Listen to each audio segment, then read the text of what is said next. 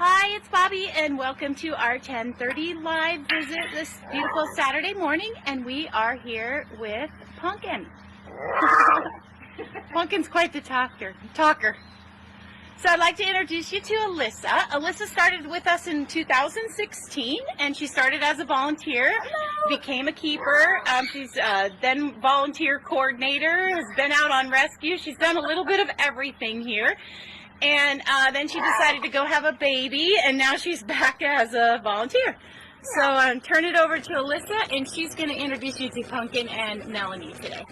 Hi, everybody. Hope you're having a great Saturday and staying safe. I'm hanging out with Punkin. He's drooling right now because I have some treats for him. So we'll give him a piece for you right now. You can see how excited he is, and then we'll give him some more snacks throughout all of this. Punkin, and we have another female here on property you'll see in a little bit. Her name is Melanie. And the two of them were part of a rescue Bobby did in 2016. Oh my gosh, it's already been 4 years. 2016. And they have been hanging out with us ever since. And Punkin, we think is somewhere about 14 to 16 years old, somewhere in there. And same with Melanie. They came, he's eating a little piece of chicken for all of you.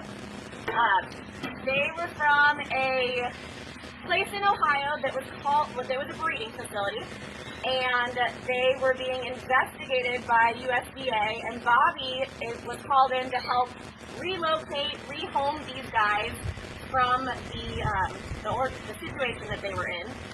And so she will do cross-country trips. She mentioned I've been on rescues with her, and so that's something that she'll do all the time.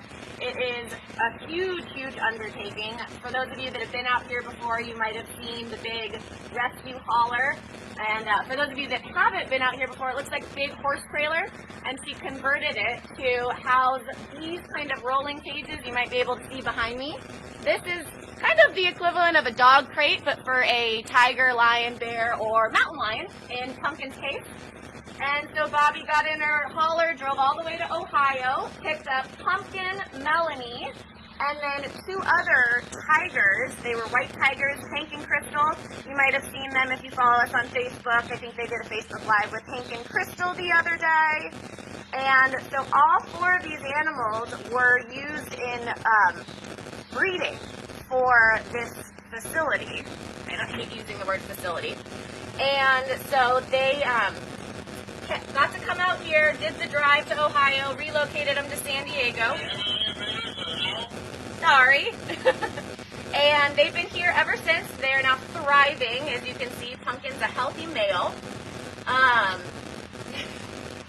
And he's obsessed with food. So as you can see, he's licking the fence to get all the last little pieces of chicken juice off there. He eats about 3.5 to 4 pounds of food 5 days a week. And you might ask why 5 days. If they are out in the wild, they will hunt something, catch it, and then that hunt, so say it's a deer, that hunt can actually keep them fed for about 2 weeks. So they may not do another hunt for 2 weeks. So the best way that we can emulate how they eat out in the wild is by feeding them 5 days with 2 fast days in between. So right now their fast days are Wednesday and Sunday.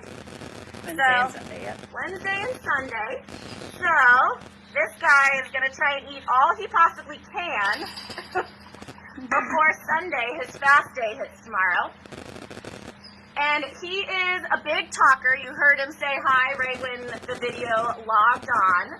So he is a friendly guy, but in the sense that he's also a wild exotic animal. And so the second he feels like being grouchy, he definitely can turn a different leaf. So you might see his full aggression when he, oh, that's my fork. Yeah. When he takes his big bite of chicken. But the interesting thing about mountain lions is they're the largest cat that can purr. So all of you that have cats at home, when you give your cat scratches on their neck or their butt or whatever they like, your cat's purr, well, he can do the same thing as well. And it makes them really, really different than a tiger or a lion or a jaguar or leopard. They can make that purring sound. So when this big guy purrs, it's pretty awesome to hear. But he also makes a lot of different noises. Mountain lions do something called a chirp. Well, I'm not sure if it's exactly called a chirp, but it sounds like a chirp. So those of you that have ever been hiking before that have heard a chirping noise, you may have actually been hearing a mountain lion instead of a bird, which is pretty crazy to think about. Deborah is asking about breeding mountain lions. About him or about just in general? Well, Deborah, to tell you a little bit about breeding, we are an accredited exotic animal sanctuary here, so we do not do any breeding of the sorts. We're completely a rescue. These two, Punkin and Melanie, prior to coming here, were used as a breeding pair, most likely. And so these places will breed the animals, take the babies, and then they actually sell the babies as a profit, for a profit. And so that's the business. And it's unfortunate because the babies are often taken from the moms at extremely, extremely early ages to then allow the moms to breed again. And so Punkin and Melanie, most likely that was their situation when they first got here. And they will normally out in the wild have one round of cubs about every 2 years or so. Usually about 3 to 4 cubs. Usually about 3 to 4 cubs each litter, but it can be anywhere from 1 to 6, so it kind of depends. And if you've ever seen a mountain lion cub, they're stinking adorable. They are almost like a spotted pattern, and then they can have some rings on their tails. It's to help them camouflage the little babies out in the wild and increase their success rate of surviving into adulthood.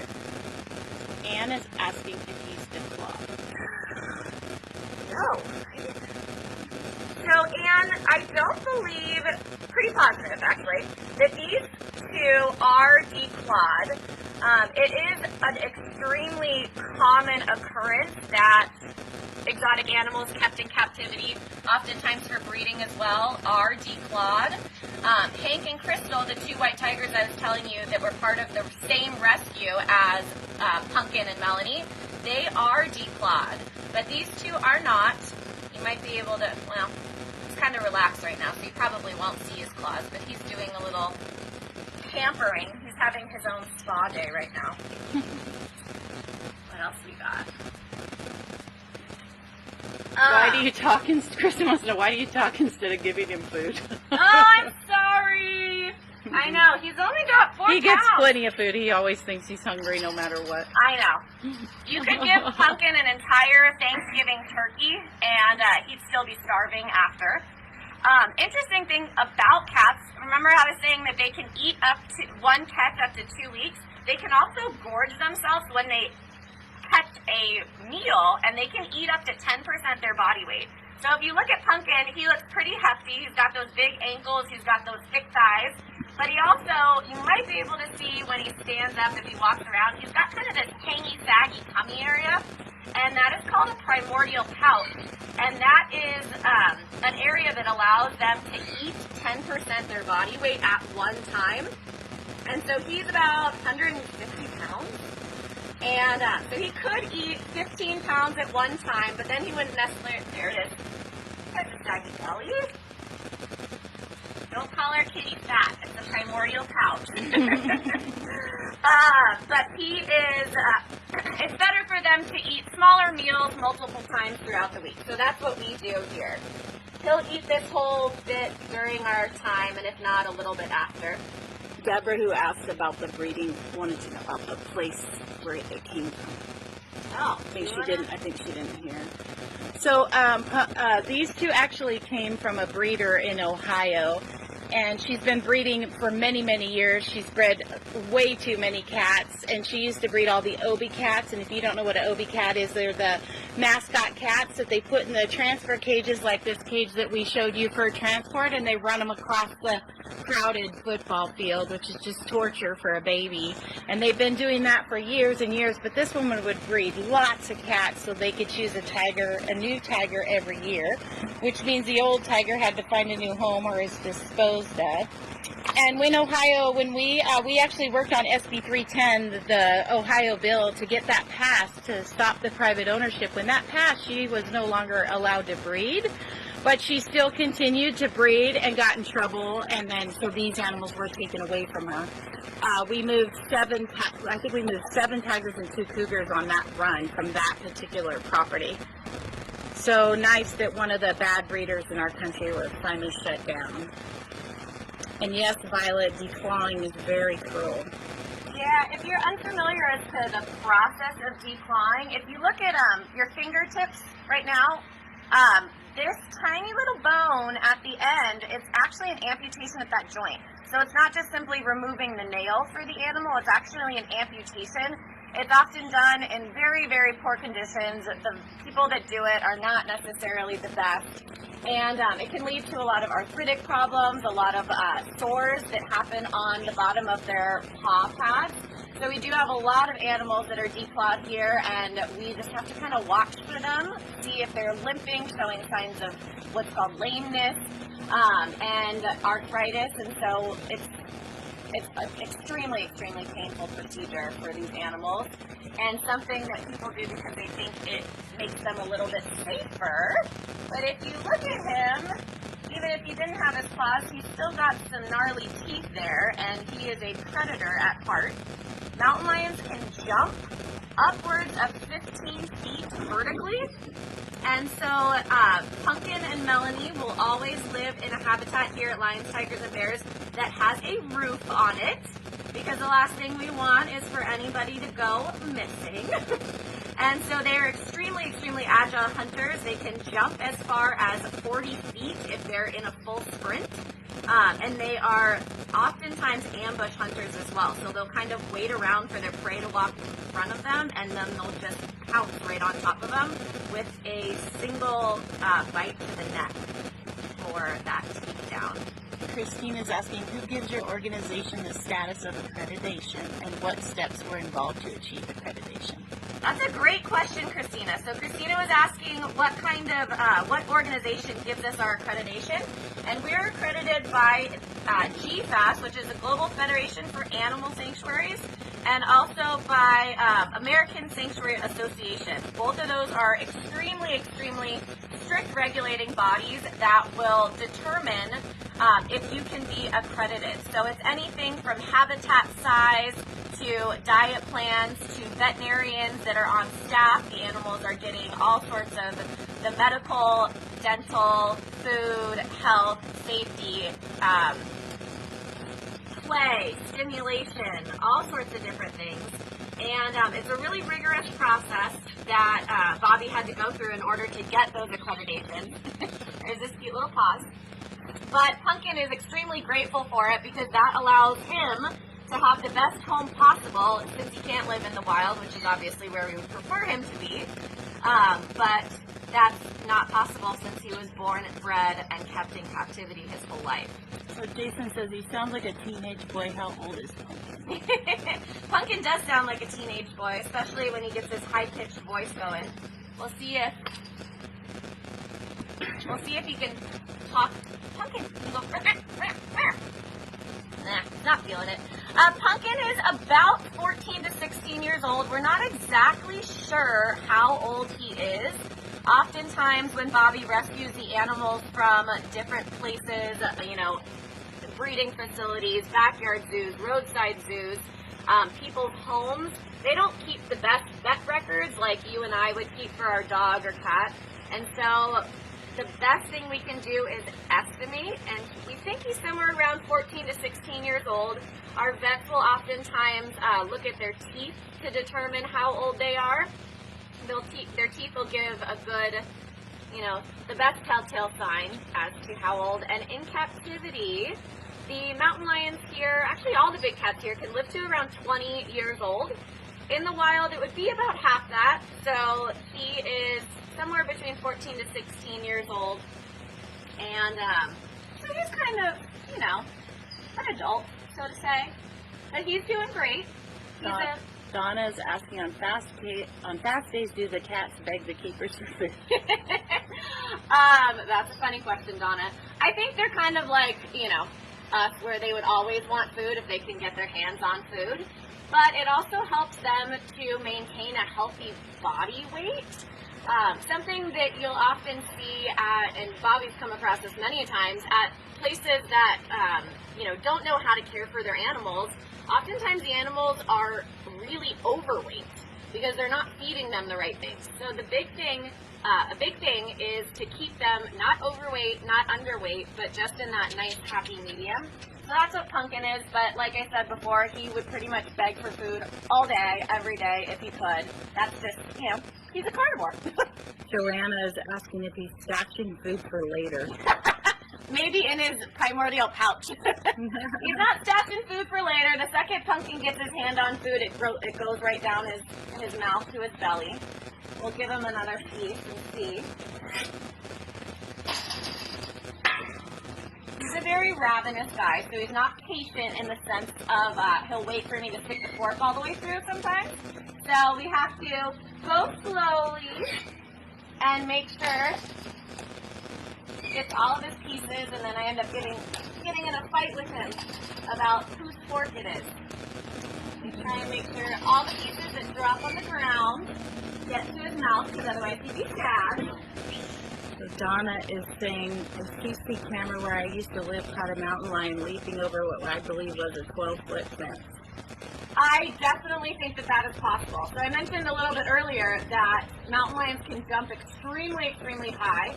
I'd say even upwards of 15, 16 feet if they needed to. And so it would not be a surprise to see that caught on camera. And mountain lions, for those of you that live in North America, you probably have mountain lions, or you could possibly have mountain lions right in your own backyard. Here at Lions, Tigers, and Bears, we have 3 mountain lions. So we're hanging out with Punkin because he is the most chit-chatty of the guys. But we also do have 2 other mountain lions that you may or may not see today. We have Melanie and Conrad, and they are a lot more shy than this guy is. Mountain lions by nature are pretty reclusive animals.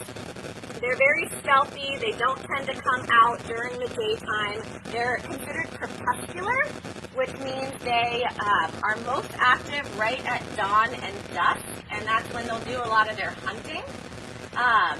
So we're in Alpine, and it's not common that we find actual mountain lion tracks here on property or around property. There's 93 acres at Lions, Tigers, and Bears, and the habitats lay on about 30 acres, 25 acres, 30 acres, and so there's a lot of untouched land that our horses will roam on, our cows will roam on, and beyond.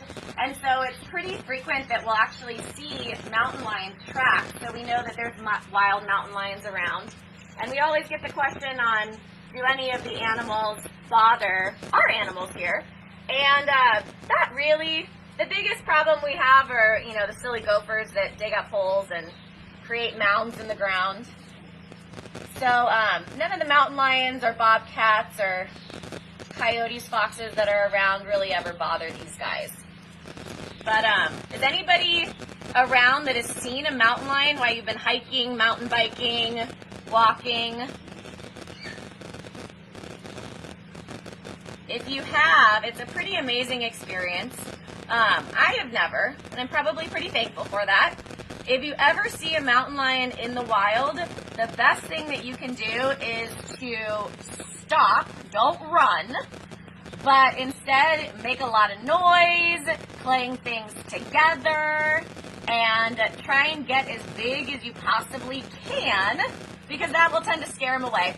They're pretty amazing animals. They're definitely predators, definitely carnivores, but they're also pretty skittish, and they don't really want much to do with you unless they absolutely have to. I actually talked to my grandma on the way out here this morning, and mountain lions go by 40 plus different names.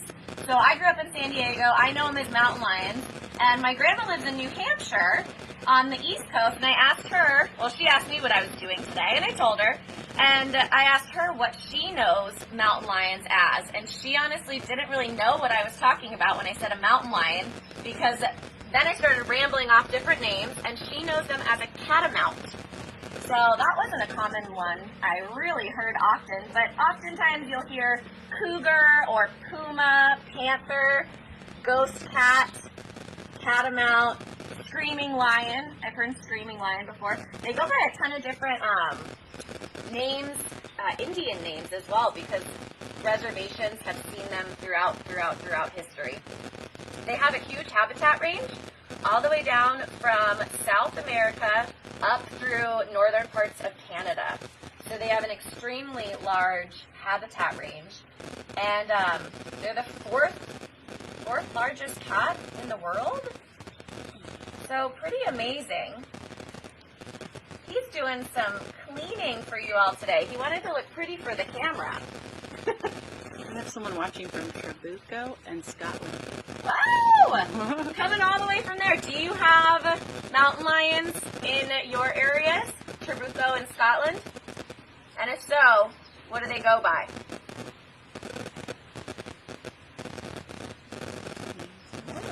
It takes a while. Know them as mountain lions. So Heather is in Scotland, and she knows them as mountain lions. So you got something in common with us San Diego folk. Punkin. If you can look at him, he has those beautiful, beautiful golden eyes. They're almost like a light gold green color. And if you look in the habitat that Punkin is in, you might see some resemblance to the very, very first habitat that Bobby ever built at Lions, Tigers, and Bears. So that's the habitat he's hanging out in right now. I'll call it the OG habitat. And back in 2003. So it's been here for quite a while, but it is doing its job very well. It's given Punkin a forever home. At Lions, Tigers, and Bears, the big cats get rotated between habitats. So they're not always in one habitat. They will stay in one for a bit of time, and then we will rotate them to a different habitat. It's a good sense of enrichment for the animals. It provides new sights and smells and tastes in Punkin's case right now. And it gives them new neighbors, new pools, new views to see. Punkin's trying to sniff our microphone right now. And so Punkin isn't always hanging out here, but because he is a mountain lion and he can jump really, really high, he will always stay in a habitat that has a roof on it. And so this habitat that he's in right now was the very first habitat Bobby ever built back in 2003. He was working on opening Lions, Tigers, and Bears and had got word that there were 2 tigers in Texas that were in somebody's backyard. A gentleman had bought the 2 tigers for his wife, and they were getting divorced. And he was also getting in trouble with the law. He was threatening to just shoot the tigers and be done with it, move on. And Bobby caught wind and said, oh, no, that ain't happening on my watch. And so she put together an entire habitat for these 2 tigers in 30 days. And so if you can kind of see all the way down to the end of it, it looks like there's a lot of different rooms in this long habitat. And it allows for shifting of animals, which is going in between habitats. A lot of times when she rescues new animals here, they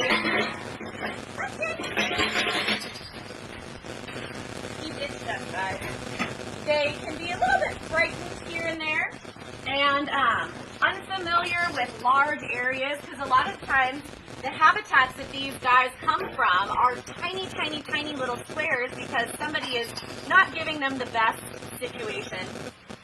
And so we can have them hang out in these smaller areas. They can get used to a smaller habitat, then go to a medium-sized habitat, then go to a larger-sized habitat, and then an extra large-sized habitat. We have a set of 3 lions right now that are in what we call our linking love to lives habitat, and it's, isn't it 2 acres? It's at least 2 acres. At least 2 acres. And so these cats get rotated around into big open habitats with tons of pools, trees, natural ground, all the the oak trees above their head giving them natural shade, which is pretty awesome. Got that little piece, kiddo? See his teeth there. There's his big teeth. No, now we'll give you the snacks. And these guys will eat anything. I'm feeding them right now chicken, beef, pork, mainly chicken and beef right now. But they also will eat whole turkeys, big racks of ribs, big cow bones. It depends on the day. We're feeding them a lot of meat through the chain link right now, so we have some smaller cut pieces. But if we had any turkey bones or chicken bones, I don't see any right now, but you can actually hear them chomp right through the bone pieces. And bones are really, really good for their teeth and the health of their teeth. Imagine you and I brush our teeth at night. Well, brushing their teeth for them is chomping through bones. So as they chew through those bone pieces, it actually scrapes the tartar off of their teeth and keeps them nice and healthy for their entire lives. They have to have those teeth in order to survive out in the wild. Another piece. Who's going to win this fight, guys? There we go. Oh, did you hear that little growl? I heard that little growl. You can kind of see his claws were sticking out in his back paws for a second there. Those of you that have kiddos, we are doing a contest right now about with drawings of any of our animals. So you're getting a pretty good look at Punkin today, and you can enter our drawing contest by emailing volunteer at lionstigersandbears.org, and lions, tigers, and the and is spelled out. And you can email a picture of your a copy of your picture there, or you can mail it to us. You can find our mailing address on our website. And we got some pretty awesome entries already. We got a really amazing one I saw this morning of a lion sitting, so that was pretty cool. So if any of you have kiddos and you have any artistic abilities, which is not me, you can definitely enter that, and there'll be a winner chosen. All the kids will get a prize, and there will be a winner chosen. The teachers, volunteer teachers, are the judges. Yeah, and any of you that are local to San Diego, if you're ever interested in volunteering out at Lions, Tigers, and Bears, it's a really small staff out here, but we have such an amazing teamwork and network of volunteers that come out. I'm a volunteer, and you can do anything from preparing diets for Punkin here. We do a lot of our diet prep on Tuesday, so if you're not a vegetarian or a vegan, you might be good with cutting some meat and helping prep diets. You can do anything from office work, making phone calls. You can hang out with our livestock. We have a mini horse, mini donkey, horses, cows, and all sorts of animals that you can support out here at Lions, Tigers, and Bears. Another piece? Of course I do. You will always want to do another piece. Now, when Punkin and Melanie first came to us, they were here on property at Lions, Tigers, and Bears, but they weren't ours yet. The USDA was doing an investigation into the owner of the facility that they came from. So they were here for about 2 years before Bobby legally gained custody of them. And during that time, we just had to keep them here on property. They were a breeding pair before they came here, so Punkin was not a neutered male. He was an intact male, and same with Melanie. She was not spayed. And so after about 2 years, we were finally able to spay and neuter Melanie and Punkin. Since we're a rescue, there is no breeding here. So they occasionally, when they feel like getting along, they will hang out together. So they get some together time. And since we don't breed, some of the animals are fixed out here. It just kind of depends on the situation. Jeannie is asking,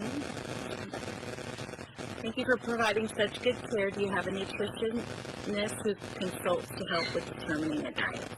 Yeah, great question, Jeannie. So one of those things that we were mentioning about what you need in order to become an accredited sanctuary is veterinary staff. And so we have an amazing veterinarian that works with our keepers to help determine the diets.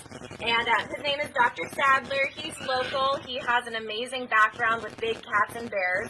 And so he'll work directly with Bobby and the keepers to determine the diets for the animals.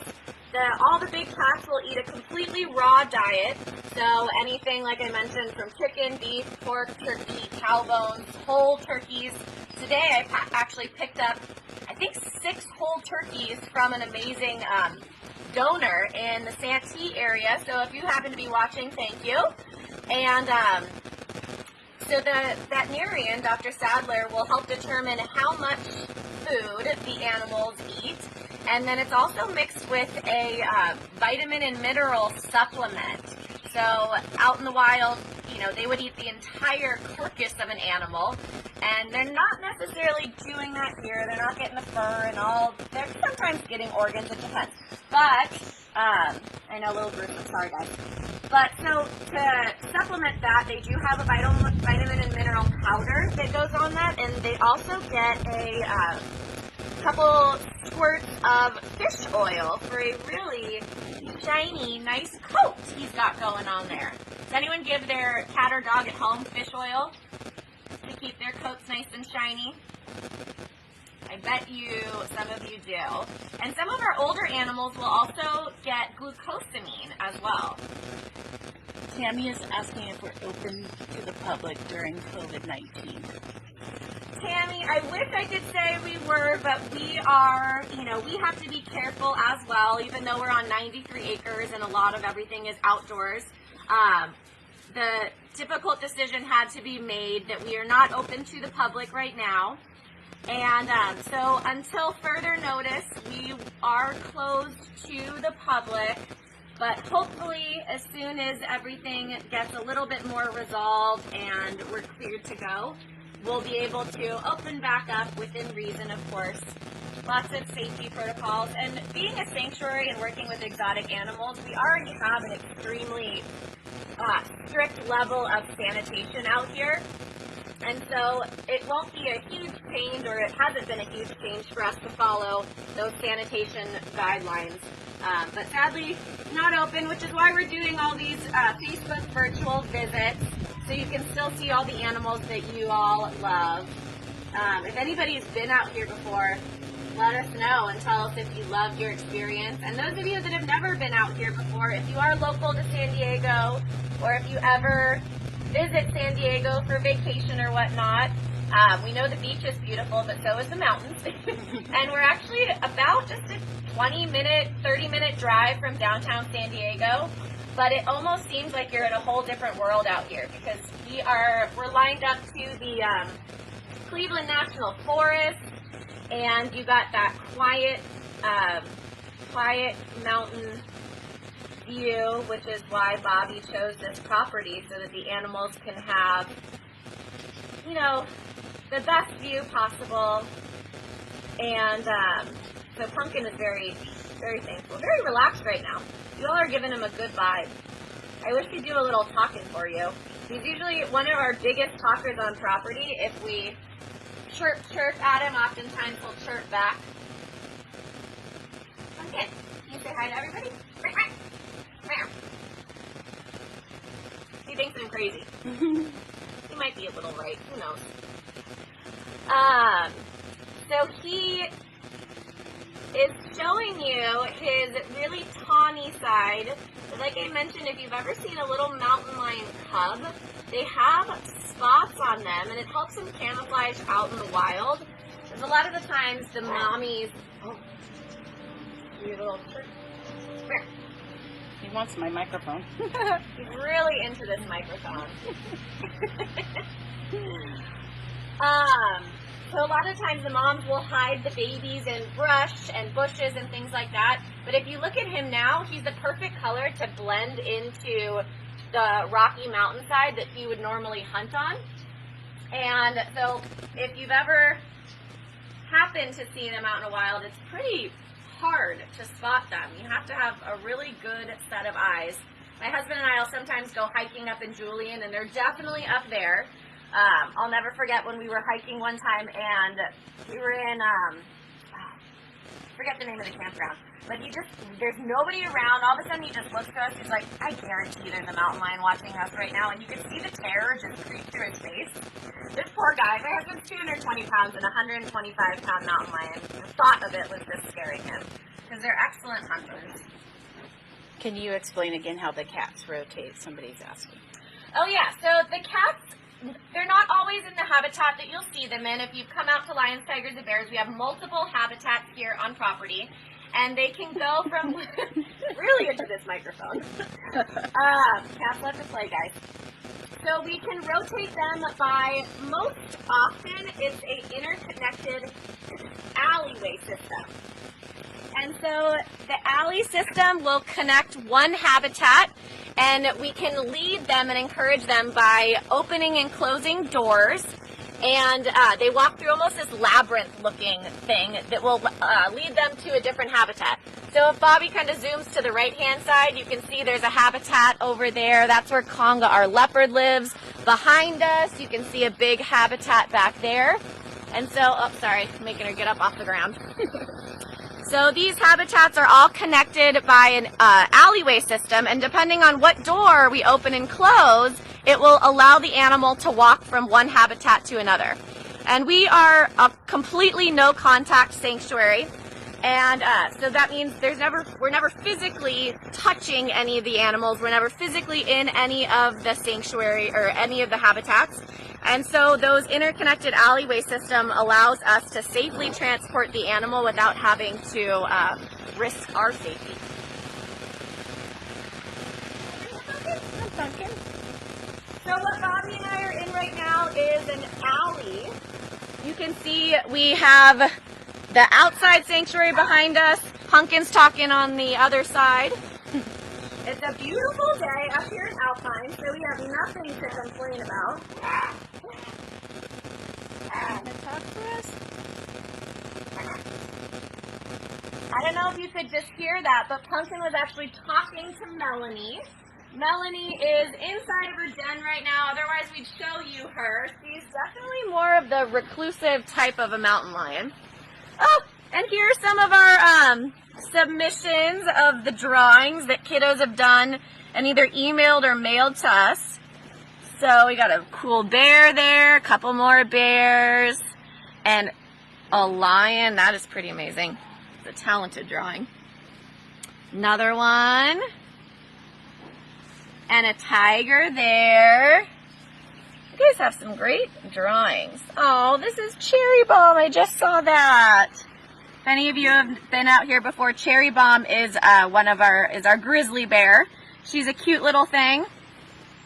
And then this guy up here, this is Bakari. He's one of our main, I was going to say main lions, but he's got a big mane. Louie might disagree. Yeah, Louie is our other lion. He might not be too into that idea.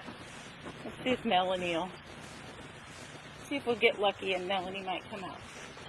She doesn't like to come out till later in the day. Melanie! This is what I call my best cat call. Putting their little dish together to see if we can bribe them.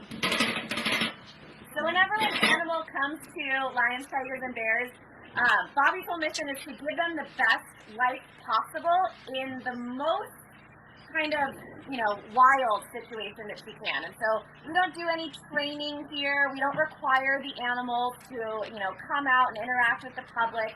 It's really at their own discretion. And so Melanie is really proving that to you all right now, that they get to do whatever they want to do. And she's feeling like hanging out in her den. So you can see those dens. Those dens are all heated for the winter. Out in Alpine here, it does snow, and we're at about 4,000 feet. So it can get pretty cold at night.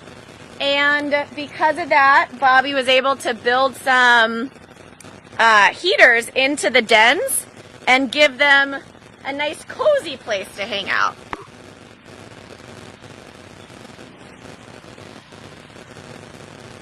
So this guy that we're about to show you, somebody asked a little bit ago if we are open or closed during this COVID-19 outbreak.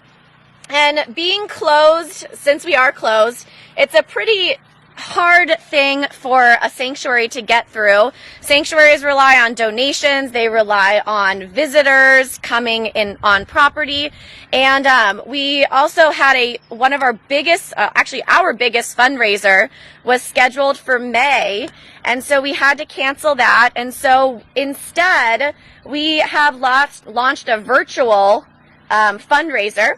It's our Help Us Hang In There challenge, and you can text, if you see on the bottom left, you can text LTB to 71777, and I know times are hard right now, it's extremely impossible, but if you are able to donate $5, $10, $20, anything helps. Punkin and Melanie, they eat anywhere from 3 to 5 pounds of food a day, and $20 could feed Punkin for 2 whole days. And so we know that it's a lot to ask, but if you can, it's greatly appreciated. We're trying to hit our goal and keep these guys happy, fed, healthy, and Bobby's trying to keep that promise that she made to them when she first rescued them. Punkin, where'd you go? So like I mentioned, mountain lions are crepuscular, so they are definitely more active at dawn and dusk. This is kind of outside of their normal hours, but coming back to say hi. Huh, bud? Here, I'll go get your food and I'll give you the last couple pieces.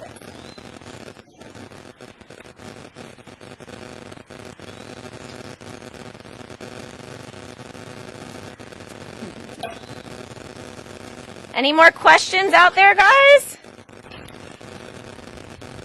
I know you all like hearing my voice.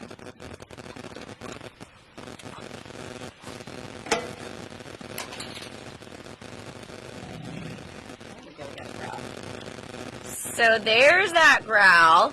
So again, it's a big thing. The idea when I'm saying that Punkin's a really friendly guy, he is a really friendly guy, but in the same sense, he is also an exotic animal. And the exotic word, exotic wild animal, is the big word as to why these guys don't make good pets. And so Punkin and Melanie, they were breeding to have their offspring sold as pets, roadside zoo attractions, things like that. And they can be friendly seeming 1 second, but then the next second they got that growl coming out. And it is completely the reason why they do not make good pets, that unexpectedness. Janice is asking when they can come and visit. Bobby question, when can they come and visit? When the governor opens up the state and we're allowed to have visitors. There you go. So email your governor, we're ready. Yeah. These guys are ready to hang out with some visitors again. They love us volunteers and they love Bobby, but they're like, okay, where are the other people, guys? But yeah, so we kind of have to wait for information coming down the chain. We're hoping that it's sooner than later so that we can get back to fundraising and supporting the animals. It costs about $10,000 per year to feed and give general veterinary care to any of these animals. And that's just general care. So if Punkin bites something and he cracks his tooth, or he needs a root canal or something along those lines, that's on top of the $10,000. If you've ever brought your cat or dog to the vet, you know that those vet visits can be pretty darn expensive. And so $10,000 at minimum per year to care for these guys. And so all of your visits, donations, support, sharing the word. All of us are on Facebook right now. You can actually share information about lions, tigers, and bears. It's just a great way to get the word out there. Bobby started Lions, Tigers, and Bears in 2003.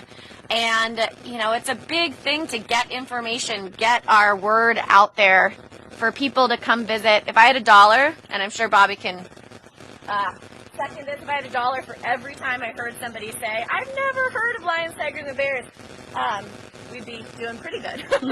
So your information about spreading the word, saying where lions, tigers, and bears you can actually visit out here. What I'm doing is feeding the animals. You can actually feed with a keeper during one of the visits. So we have these safety railings for those of you. It's a pretty awesome experience to be able to come out here, be real close to the animals, but in a respectful distance, doing it the right way. And it's definitely a once-in-a-lifetime day. So we're hoping everything with COVID-19 will, settle here soon. And we wish everybody the best and to remain safe. And we want to get everybody back out here. So, hoping. All right, everybody. Thank you. Enjoy your Saturday from Bobby, Punkin, Melanie, and see you soon. Thank you. Bye.